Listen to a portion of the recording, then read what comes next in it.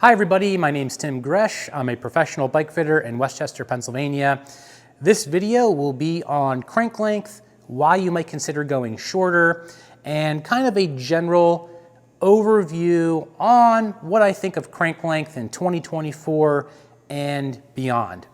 Now, I did make two other videos on this topic that sort of honed in specifically on riders under 5'6", and then I did a part 2 on riders above 5'6".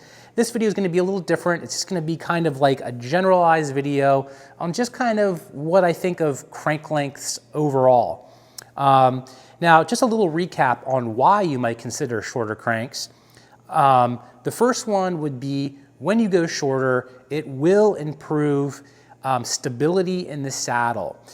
You won't rock as much under load. So you shift into a hard gear, you start pushing the pace. You're not going to move side to side in the saddle quite as much because you're not pedaling through as big of a range of motion as you were with longer cranks.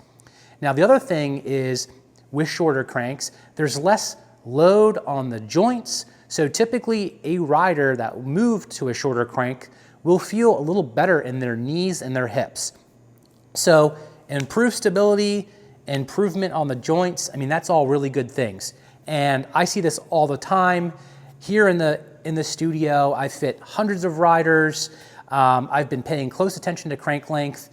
And overall, I think that the current offering of crank lengths should be reworked to something a little different that I'm going to get into here. And I'm going to make a little proposition for you, something for you to consider. And for those of you watching that are maybe on the fence about crank length, maybe this will push you over or just kind of consider it more. So currently our cranks on most of our bikes are going to be one of these four. However, primarily it's going to be one of the top three. So your 175, 172.5, and 170. Most bikes are going to have one of these three. Every now and then a bike will have a 165, which is the shortest kind of mass-produced length.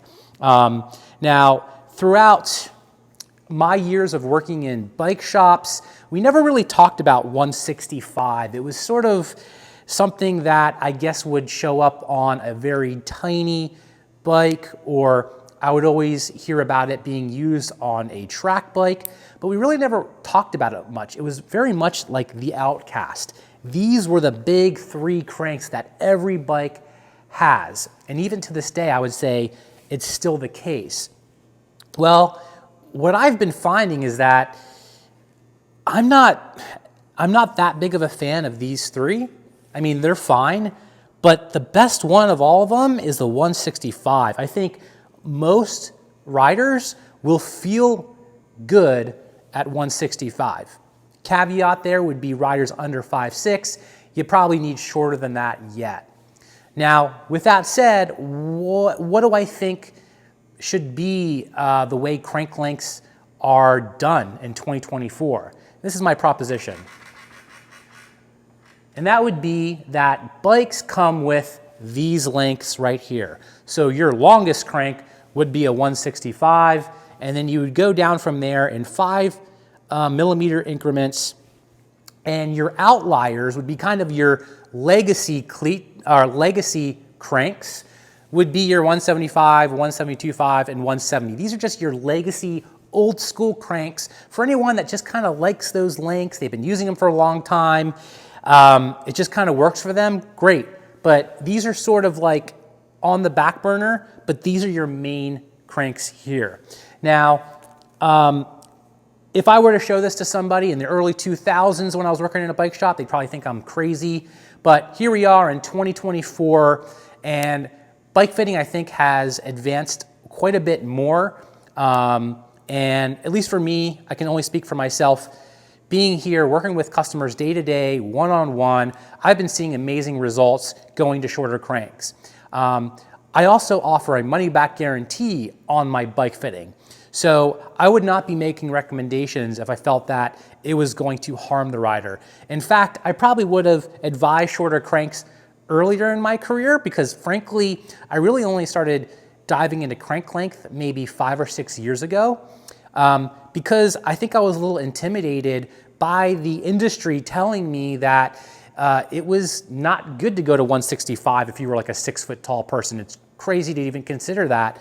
But at some point in my career, I started diving into this and finding that all of that wasn't really true. And in fact, I would have to push back on those folks that were saying that 165 was too short for a 6 foot tall person and say, why is 175 the right crank length for someone that's 6 foot tall? Like, what is the reasoning behind that? And I think they would have a hard time explaining that.